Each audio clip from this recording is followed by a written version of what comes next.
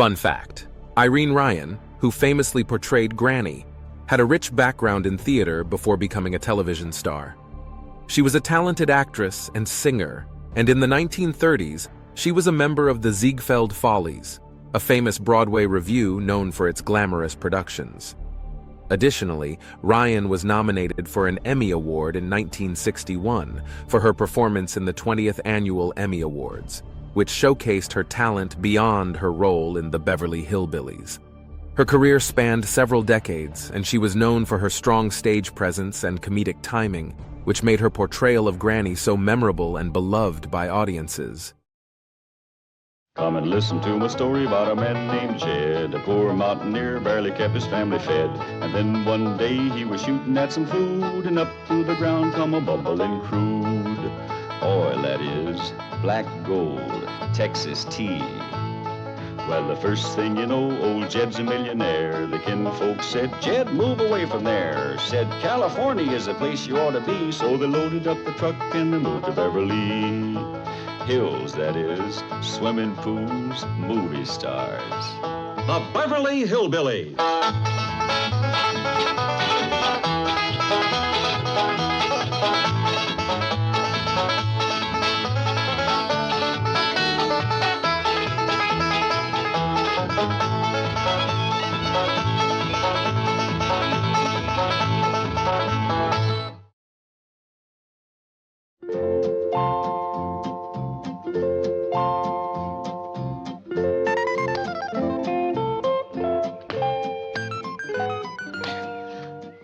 Don't throw them so hard.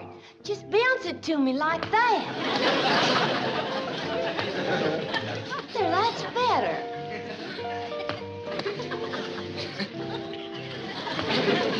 You? I know it's asking a heap, but if you can pull your eyes open for a minute, yonder is something you don't see every day, a girl playing ball. With a monkey. And a bobcat watching.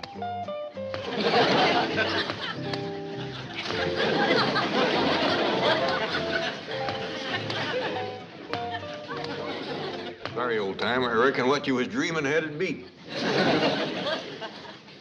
Skipper's getting good, ain't he, Pa? He is for a fact, Ellie. Can we try out for the Dodgers? But I don't hardly think...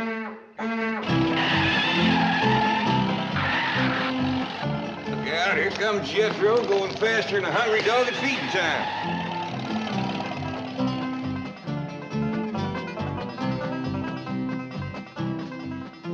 What's your hurry, Jethro? It's time for the weather on television.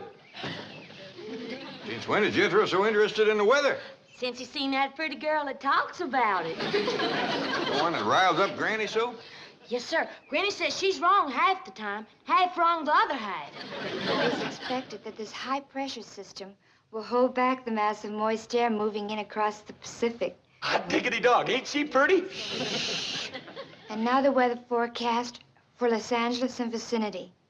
Continued clear this afternoon and tonight, sunny and warmer tomorrow. You're wrong again. It's gonna rain tonight, or my name ain't Daisy. Shh, don't you shush me. She's the one that's fibbing. What's the trouble, Granny? Oh, it's gonna rain tonight, and she keeps telling me that it's gonna be clear. She don't know what she's talking about. Shh, I want to listen to my TV, sweetie. By the way, there'll be a full moon tonight. Perfect for a weenie roast at the beach. See you there. You sure will. Hey, Granny, we got any weenies? And now, good night from your weather miss. Weather miss is right. She ain't hit it right all week. Well, she's just a young girl, Granny. Well, then they shouldn't send a girl to do woman's work. We got any weenies, Granny? I keep telling her she's wrong, but she won't listen to me. Just keeps on blabbing. We got any weenies, Granny? I don't think they can hear you when you talk back to this TV contraption. Well, then why do they keep asking me those questions? Like, are you tired and run down? And does too many suds clog your washing machine? We got any weenies? Yeah, them kind of questions. I don't know about that, but I bet you that weather girl will take it right kindly if you call up and straighten her out. Told her it was going to rain tonight. That is, if you're for positive sure. You get her on the phone. I'll step outside and take a look at the signs once more. Hey, Granny, we got any weenies?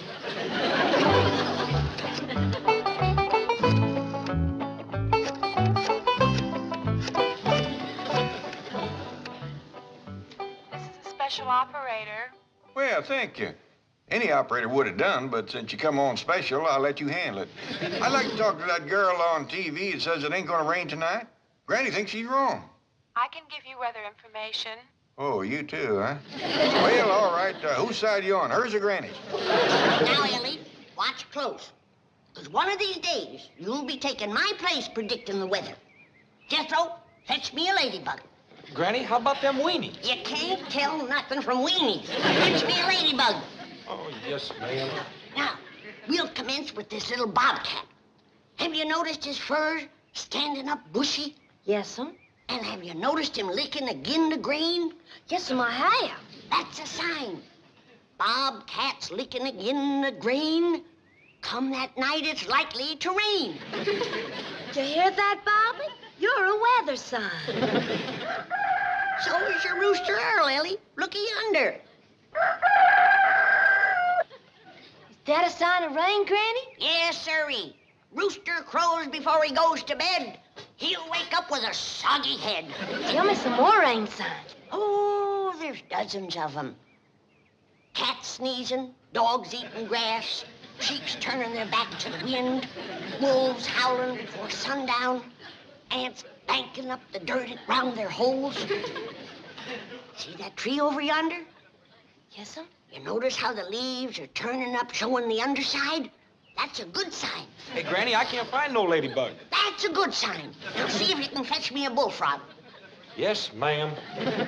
Bullfrogs turn dark 10 or 12 hours before it rains. But here's a sign that separates the girls from the grannies. My weather beetle. Watch him when he gets a whiff of air. Well, he turned over on his back and kicking up his leg.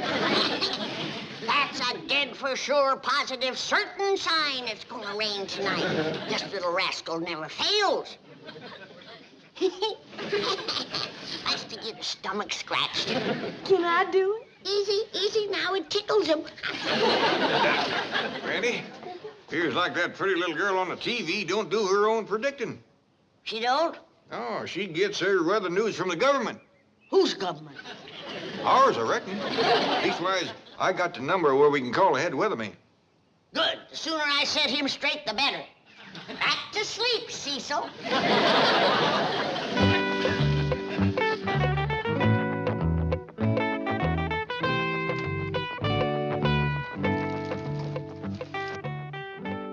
Excuse me, Mr. Addison.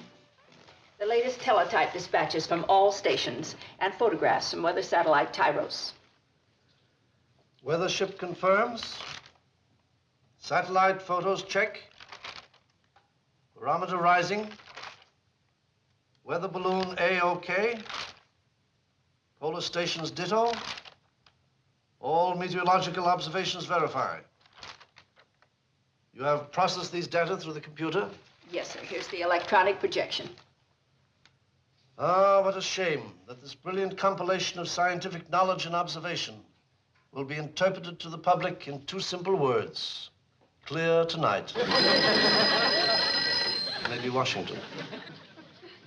Chief Forecaster Addison here. How do they, this here is Jed Clampett. Are you the weatherman? I am the supervisor of meteorological observation for this area. Oh, well, I was wanting a weatherman. You're speaking to him. I am Justin Addison. Well, shucks, don't feel bad about that. I'm just a Clampett. Oh, well, here's Granny. She wants to straighten you out on the weather tonight. I beg your pardon? Well, you oughta. Telling everybody it ain't gonna be no rain tonight. It's gonna come down in buckets. Madam, you have my assurance.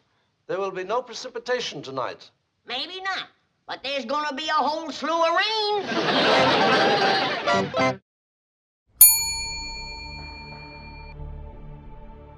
Question 1. Who has Granny riled up in this episode? 1. The Weather Girl. 2. Jethro. 3. Ellie Mae's Critters.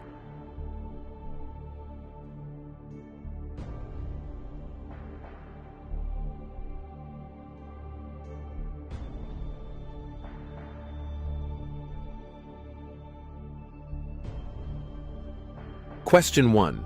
Who has Granny riled up in this episode? 1. The Weather Girl. 2. Jethro. 3. Ellie Mae's Critters. The answer, the Weather Girl initially, then the whole Weather Bureau.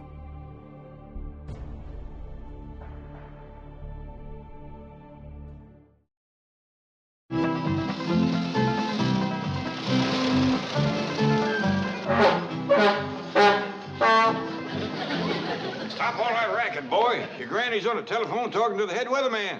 I'm sorry, Uncle Jed, but I wanted to tell her I weren't going to be home for supper tonight. I'm going to the beach to roast weenies with that pretty little weather girl. Granny says it's fixing to rain. You're liable to wind up with a sack full of soggy weenies. But the weather forecaster says it ain't going to rain. But Granny says it is. But the government says it ain't. I say it is. Madam, may I ask what leads you to believe we are going to have rain? Well, first off, I noticed the fur on Ellie's bobcat. Bobcat? Yes, it was standing up bushy-like, and he was licking it again to green. Well, madam, you see, that can hardly be compared with our methods. Here we use only the newest equipment. So did I. This bobcat ain't more than 2 or 3 months old. I was referring to scientific equipment. Radar, satellites, sensitive barometers. Now, what have you to compare with that? Anthills, bullfrogs, and sneezing cats. I see no point in continuing this conversation. Madam, you must realize that weather prediction has progressed far beyond the primitive superstitions in which you seem to place credence. It has become a geophysical science, the science of meteorology, with the world our test tube and the limitless reaches of the universe our laboratory. Are you through flapping your trap? Because if you are, I got something to tell you. And what might that be? It's gonna rain tonight. It is not going to rain tonight. I say it is. I say it isn't. And Tyros says it isn't. Well, Cecil says it is. Who the devil is Cecil? My weather beetle. And he can out-predict your Tyros any day. Well, madam, let me tell you about Tyros. As a taxpayer, you have a right to know. After all, you helped pay for him. How much did it cost? Tyros number 7 was activated at a cost of millions of dollars. For a beetle that says it ain't gonna rain tonight?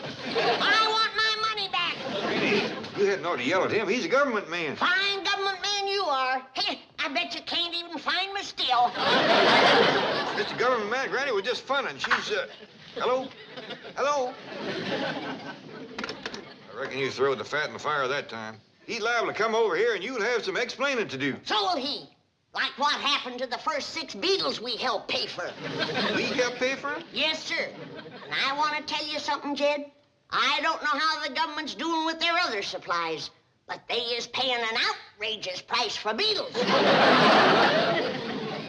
All right now, Skip. We's gonna practice throwing for distance.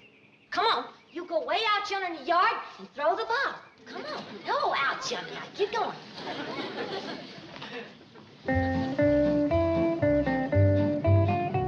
Out further, Skip.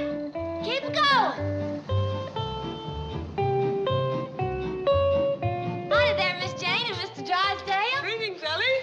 Look out. Skipper's fixing to throw the ball. Say, you two made quite a combination. Well, thank you. Yeah. All right. Burn one right across the plate here, young fella. All right. Look, hey, that's enough. He ought to try out for the Dodgers. He's going to. Ellie. Oh, Miss Jane, Mr. Drysdale. Sure am glad to see you. Looks like we's headed for trouble. What's wrong? Well, Granny's fighting mad. She wants to take on the whole United States government. Well, that would be a one-sided fight. Yeah, that's why I'm glad you come along. I hope you can stop it before the government gets too rostered around. What precipitated the altercation? Well, What are they fighting about? Oh, well, I can't seem to agree about the weather. Oh, is that all? Tell Granny to forget it. Too late. They done crossed Beatles. Beatles? Yeah, and Granny said something she hadn't ought to. Now, if I could just talk to that government man, I think I could head him off, save us a heap of trouble. Do you know his name? Yes, ma'am, but he didn't seem none too proud of it for some reason. Head weatherman, too. Addison. Right. He's Justin Addison. Yeah, that's the way he seemed to feel about it. Tell me, did his pa do something? Oh, he did indeed. Addison Sr. was a pioneer meteorologist. MIT man. PhD, magna cum laude, Phi Beta Kappa. Addison Jr. is good. But But he's not the man his father was. True. He always lived in the old man's shadow. Yeah, that's the way it happens sometimes. Well, if you'd like to meet him, we'll drive you down to the office and I'll introduce you. Yeah, I sure would appreciate that. Ellie Mae! Ellie, honey, you look after your granny. I'll be back directly. Yes, sir, Pa. Wouldn't want Granny and that weatherman to tie into each other. Hello there, Granny. We'll bring Mr. Clampett right back. Where are they taking you, Jed? Just for a little ride. Well, if you're gonna be out after dark, you better put up your roof. It's gonna rain. Oh, no, it isn't, Granny. We were listening to the weather forecast on the way over. Continue clear this afternoon and tonight. Drive on, quick. Say it's gonna rain. My beagle says it's gonna rain. Ellie Mae's bobcat says it's gonna rain. Her rooster says it's gonna rain. The ants say it's gonna rain. The leaves on the trees. Even this monkey says it's gonna rain. Here they are, Mr. Addison. Drysdale, good to see you again. Good to see you, Addison. Oh, excuse me, Chief. I'll just wait in the outer office. Right. I'd like you to meet my very good friend, next-door neighbor, and largest depositor. How to do there? I'm Jed Clampett. Great pleasure to know you, sir. I'm Justin Addison. Well, now, Mr. Addison, you gotta forget about what your pa done. Make your own way in the world. You knew my dad? No, but Mr. Drysdale told me about him. What you said, Mr. Clampett, is quite to the point. All my life, people have said he's not the man his father was. Well, now, you believe him, 'cause he's right. Mr. Clampett, I think you have something to discuss with Mr. Addison. I do for a fact. It's about the way Granny's been acting. Well, I'll leave you two alone. Won't you sit down, Mr. Clampett? Oh, thank you. Did you say Granny? Well, her real name is Daisy. You mean Hurricane Daisy? That's the one.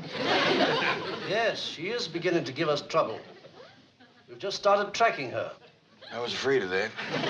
Couldn't you just forget about her? She ain't doing no harm. Not now, perhaps, but if she ever moves north, there's no estimating the damage she might do. I think I can promise you she ain't gonna move north. Well, I wish the Government Weather Bureau could be as certain as you are. No, I'm afraid we cannot ignore a force as potentially dangerous as Hurricane Daisy. What are you planning to do? Well, we're going to try something new with Daisy. We're going to fly over her with high-altitude Air Force jets. You mean an airplane? Bombers, the biggest we've got. And we're going to drop silver iodide and dry ice right in her eye.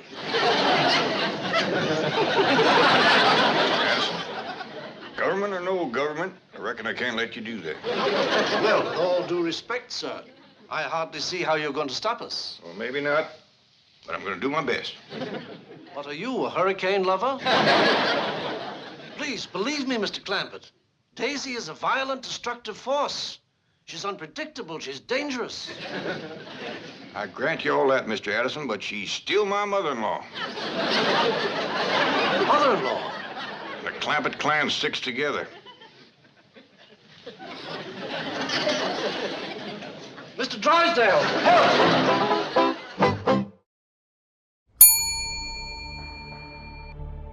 Question 2. Who does Granny depend on to get her weather forecast? 1. The taxi driver. 2. Cecil the Beetle. 3. The pool man.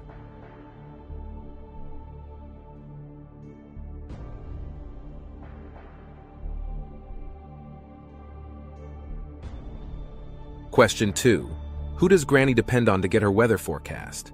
1. The taxi driver. 2. Cecil the Beetle. 3. The pool man. The answer, Cecil the Beetle.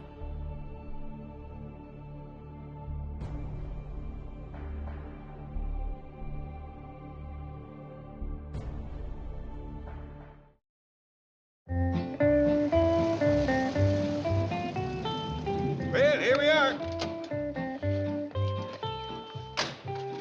You know, Addison, I'm going to enjoy watching this movie about weather forecasting myself. Yes, well, I hope it will convince Granny. It was a positively inspired idea, Mr. Addison. One picture is worth 1,000 words. Do you think this is the way Dad would have handled it? You gotta stop worrying about what your pa done. Make it on your own. You're still a young feller. Of course, you ain't met Granny yet. Put up the screen, Miss Hampton. My goodness. This is a magnificent home, Mr. Clampett. Well, thank you, sir. Now, let me tell you something. My pa lived in a little bitty log cabin with a dirt floor, and I was never ashamed of him, and you hadn't ought to be ashamed of your pa. Ashamed of him? Why, Dad was an MIT PhD. You don't need to spell it out. I've heard ugly words before.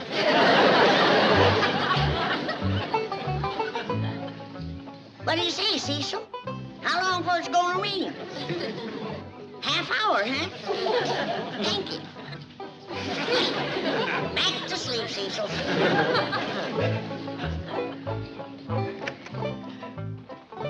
I thought I told you to put the roof up on your car. Now it's only a half hour before it starts to rain. Oh, Granny, I'm sure you'll change your forecast once you've seen this film on modern scientific weather prediction methods, which Mr. Addison's going to show us.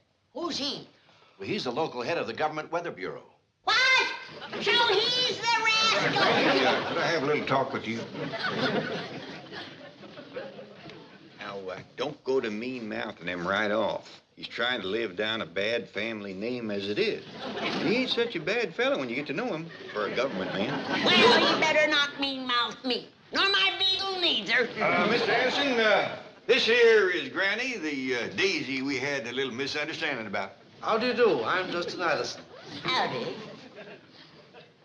See what I mean? Apologizes every time. Howdy, everybody. Ellie Mae, this here is Mr. Addison. Mr. Addison, my daughter Ellie Mae. How do you do? Well, just fine, thank you. Mr. Addison is going to show us a movie on weather predicting. Well, fine, Pa, but Granny said she done told me everything there was to know about it. Everything. Well, then just watch for the fun of it. Take seats, everybody. We're about ready to start the picture.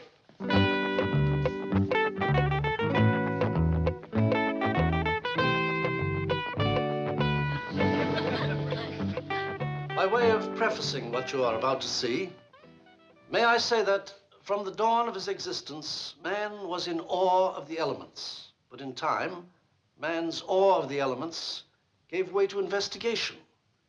And today, we no longer have to rely on such things as prognosticating beetles. Don't you call my beetles whatever it is you just called them. Addison, maybe you better get on with the movie. I think you're right. Close the curtains, please.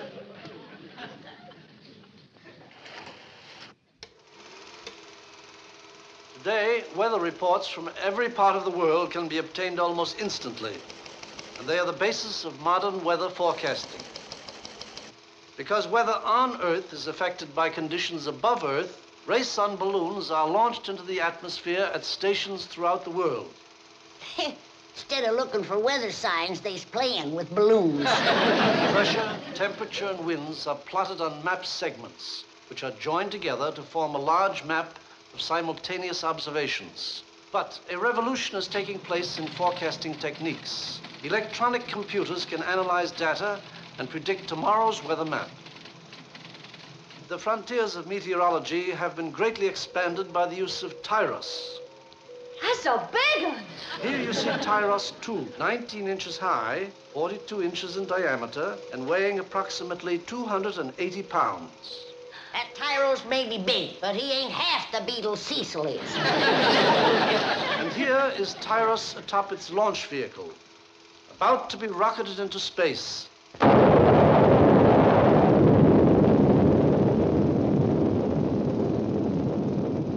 I ain't seen nothing like that since the time your steel blew up.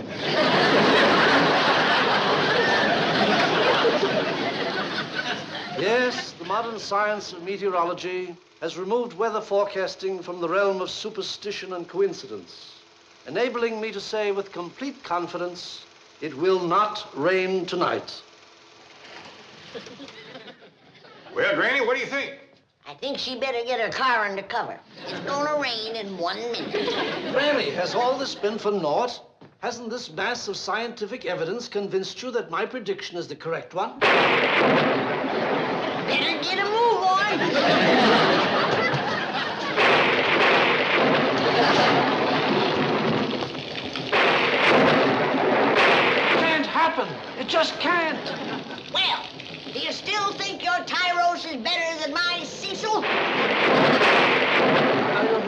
think.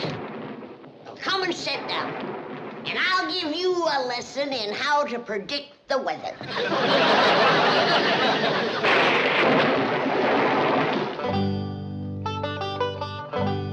Jethro! Jethro! Granny wants you to come down to breakfast. I'm coming, Uncle Jed. You got caught in the rain last night. I sure did. Wait down the beach pretty near all night in the pouring rain for that pretty little weather girl. And she never did show up. I can't see as a blame her.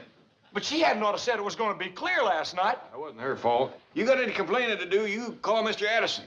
Well, I'm sorry. We tried to do our best. Yes? Well, madam, we were just as surprised as you were. Yes? So sue us. Will you get off my back? Oh, I'm sorry, Chief. Yes, we did come a cropper last night, but you can depend on our predictions from now on. I guarantee it. Today? Well, just a moment.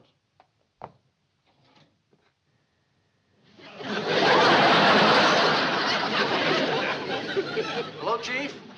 All clear today. You can depend on it. How do I know?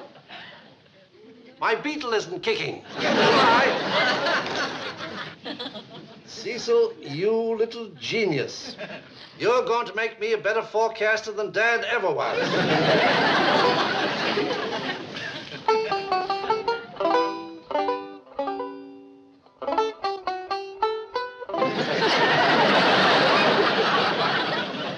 Why, Dad, you should have told me you were a beetle man.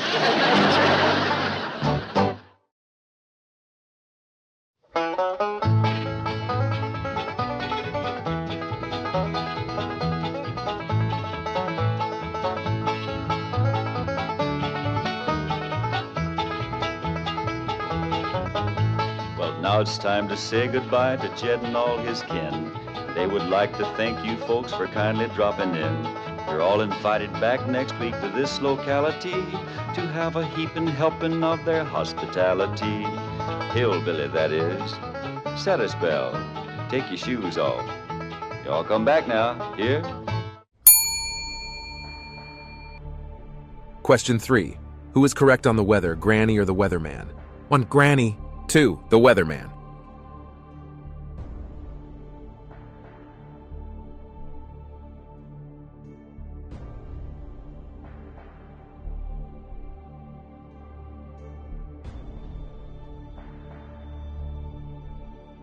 Question 3. Who is correct on the weather, Granny or the weatherman? 1. Granny. 2. The weatherman. The answer, of course, it's Granny and trusty Cecil the Beetle.